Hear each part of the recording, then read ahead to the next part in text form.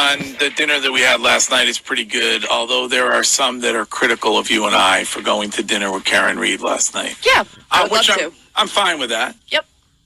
I'm always interested in your opinion, good or bad. Courtney and I were invited by a mutual friend to go to dinner. I had been asking about trying to get Karen Reed on the radio show because I feel like the trial was newsworthy and of interest. Of course, that trial ended in a mistrial, and so there was no verdict. I don't believe that choosing to go and try to do your best to get somebody to come on the radio show, I don't believe that you have, if somebody is accused of something and a jury in the United States of America has not found them guilty, I don't think you have an obligation not to at least have that discussion. But I know you were very nervous. I was just nervous because I care about people's feelings, and so I didn't want to overstep or ask something that was out of line. I don't know her, and so I never wanted to offend or come across too strong. So going into it, we were not told whether or not lawyers would be there or if there would be any type of things off limits. And Greg and I followed this trial very closely, and I think if there is going to be a next trial, we will do that again. It's of interest to me, and I have been talking about from the Monday after it happened. We reported on John O'Keefe dying and the circumstances around it, and from that Monday I said this story doesn't really make much sense. I had the same feeling about the story with Karen Reed and John O'Keefe when I first heard of it. And because I also live in Massachusetts, it hits home. It's close to home. It's happening in my backyard. It's happening with the politicians people around here put into office, with the DA's office, with state troopers, with law enforcement. So I think, myself included, and other people here in the state of Massachusetts, we all watched this case closely because it's happening in our backyard. And from the very beginning, it seemed fishy. It did not seem right. To meet with somebody who is going through a battle like this, because I believe she is innocent. You do? Yes. Did you go into dinner believing that? Or yes. Okay. I've always, just from numbers alone, from the technology aspect of it, I have just followed this closely, and I think something else happened. I don't think that she is a malicious person who had any intent in killing John O'Keefe, and that's how I felt in the beginning of the trial. Then after the trial, I don't think she hit him with her car. By accident. Similarly, same with me. I followed the evidence and concluded for myself that the state's narrative was faulty. It was not evidence-based. It was speculation at best. I felt earlier on that John O'Keefe was a victim of something that Karen Reed did not do, and I felt that Karen Reed was a victim of the state of Massachusetts. Accident or not by accident at all. She was willing to answer every single question. No lawyer was there. No. And she was so open with us, and I also I wasn't sure if maybe she had heard the show and knew that Greg and I, things that we had said in the past, but she asked us, she's like, did you pay attention to the trial? And once I knew that, I'm like, okay, this woman is meeting with us not knowing that she has two people that have been pretty supportive of the cause from the beginning. Angry texter, 978 texter. What are you, Dateline? You've lost your way, Greg. Why are people such children? Karen Reed was charged with second-degree murder. Yes. There was a jury trial that lasted a month or two.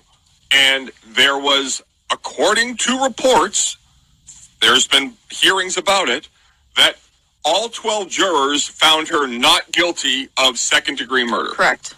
There was a hang-up on lesser charges. There has been a controversy even prior to the time with which the jurors got were when the trial ended and was sent to the jury, there was a controversy from the defense attorney saying that this is a very different looking jury slip, where there wasn't an opportunity to say not guilty. I thought, not to go on my feelings about it, it actually doesn't matter. This is a woman who was in the news, the number one story in Boston for several months. The trial that was talked about more maybe since the Woodward trial back when the shaken baby situation of the 90s when the British nanny. Oh, yeah. And we talked about that. Louise Woodward. So that is 30 years ago.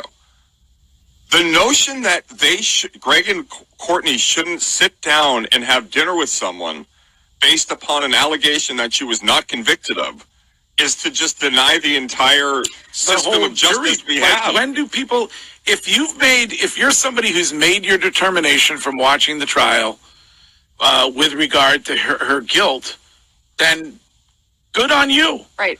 Why are other people not able to make their determination based that they believe that somebody is innocent of the charge? Right. It's like, who has the more logical argument here? The jury did not even find her guilty. And sure, Kevin from Yellow Cottage Tales will dwell on count 2 and how the jury were nine guilty for count 2, but it was still undecided. There was not a unanimous decision on count 2. They did not reach a unanimous decision on whether or not she was guilty of count 2, but they did reach unanimous decisions on counts 1 and 3 that she is not guilty.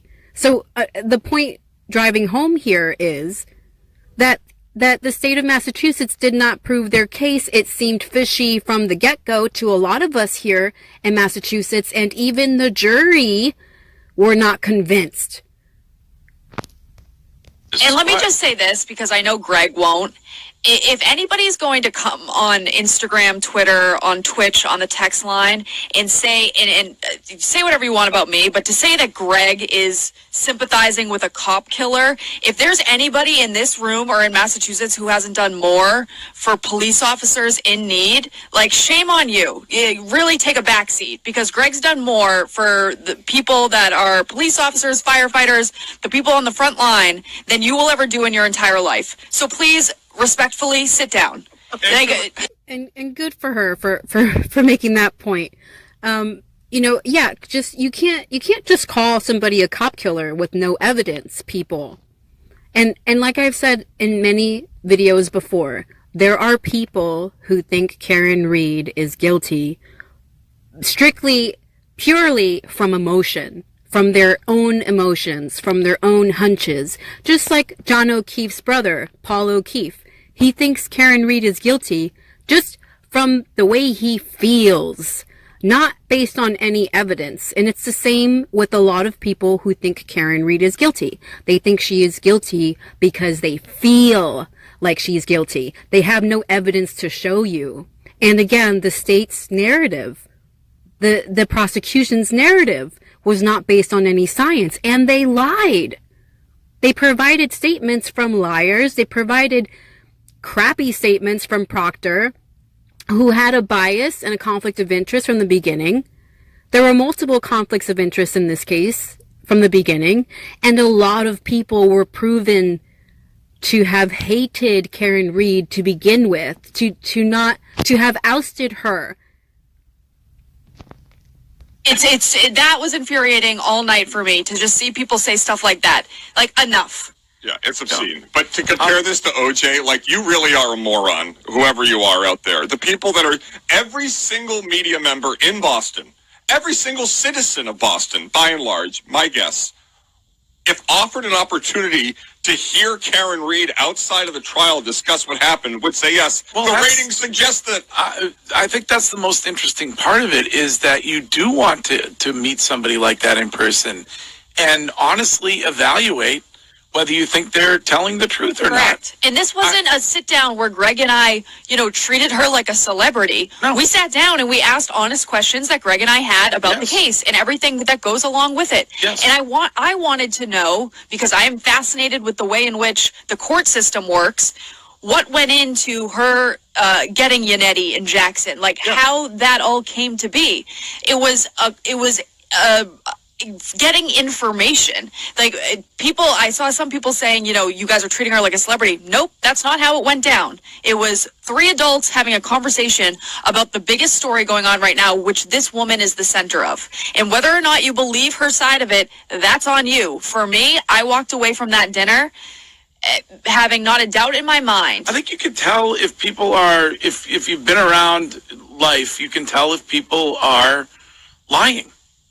And every question was answered immediately. There was no hemming and hawing or stumbling over what you were going to say.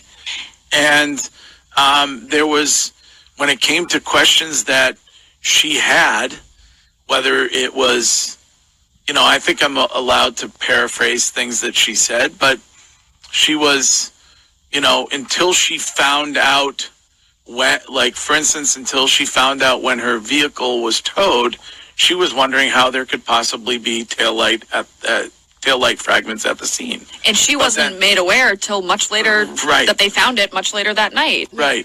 They fucked up her SUV to plant evidence, to corroborate their narrative. They had to make all of this up. Just Proctor, Joe Paul, they all made this shit up with the help of Michael Morrissey, Brian Albert, Chris Albert, Kevin Albert, all the Alberts and the McCabe's. This was a team effort from everyone.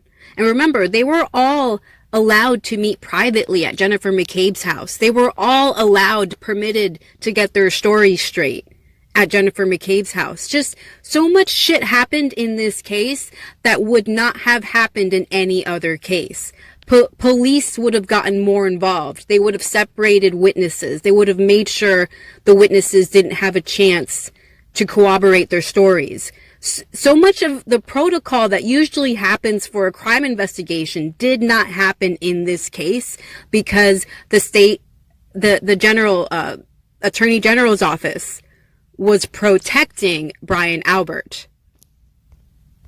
In this, I think we can say, because she was very honest with us, because a big story all over the internet is that John O'Keefe had reported Colin Albert for some drug activity before all of this happened. She said that story is completely false. Yeah. People are trying to make it more dramatic and make it seem like Colin Albert would have some type of, reason for hating John O'Keefe. She said that never happened. He did not report him for anything. No, I think, and she signed a deal with Vanity Fair, an exclusive deal with Vanity Fair, and cannot do any interviews until that comes out next month. But then I believe we'll come on this radio show and answer everybody's questions. Which I frown upon a bit for Karen Reed to go on Vanity Fair and make an exclusive contract with them that she won't interview with anyone else but them. And I don't trust Vanity Fair. They're mainstream media. I mean, have you guys seen their articles? Have you seen their magazines? Vanity Fair is not good for the soul or anything. I mean, I'm assuming they're paying Karen Reed, and that's why she agreed to it. And granted, she needs the money because there's a chance she will be retried because the state of Massachusetts is that corrupt. And she's going to need the money to hire her defense team all over again. But I wish she wouldn't make deals with the mainstream media. It is clear that the mainstream media failed her and exploited her. Court TV, especially at the very beginning, Court TV, with their host, Julie Grant. At the very beginning, before trial even began, Julie Grant was saying Karen Reed was guilty on Court TV. So I'm just saying, I wouldn't trust anybody from the mainstream media, including Vanity Fair.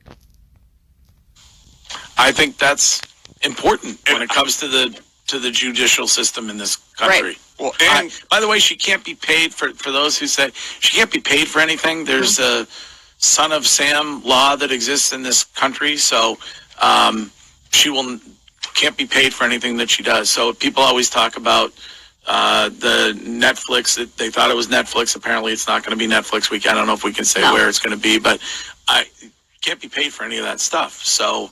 Can I express something? I wasn't there, but on this topic, the first thing I thought of when I talked to Greg after the dinner was, so this is why they had the mistrial, This is why there was a late subtraction, late change to the jury pool. There's been a lot of chicanery going on. My seat, I have no idea. I wasn't at dinner. I was cleaning a diaper. I would just say this.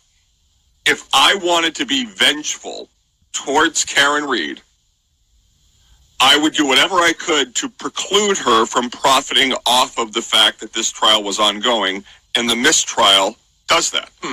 So Yes. if she were to be retried, which appears on track, she then has to pay again for legal fees while not able to make any money off of telling a story that she was just a part of for the last couple years. Yeah. And to hear somebody, You know, I'll leave the link to the original video in the description below, but that's some shit that so many news networks were able to profit off of Karen Reed, but she herself can't make any money from any interviews, according to them, according to this panel. She can't, her pockets will be emptied by the time she pays off her defense team, but all the news networks reporting on this case made millions. And internationally, this case went international. But anyway, I commend this panel for speaking logically and critically about an innocent woman, and for going to dinner with her to give her an opportunity to gain insight directly from her that they wouldn't get from obviously third party accounts like news networks. So good on this panel on WEEI Boston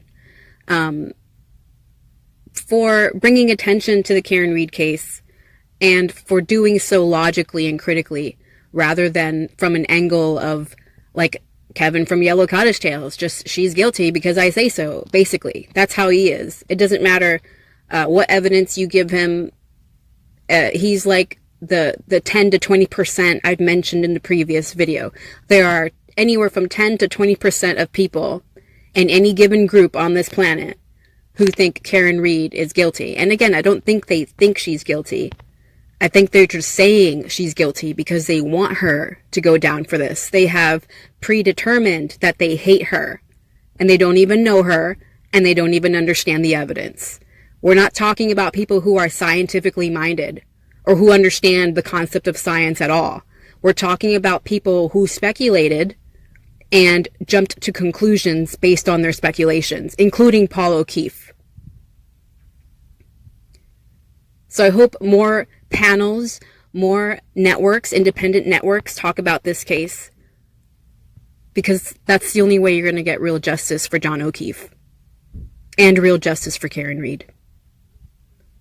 Thank you for watching.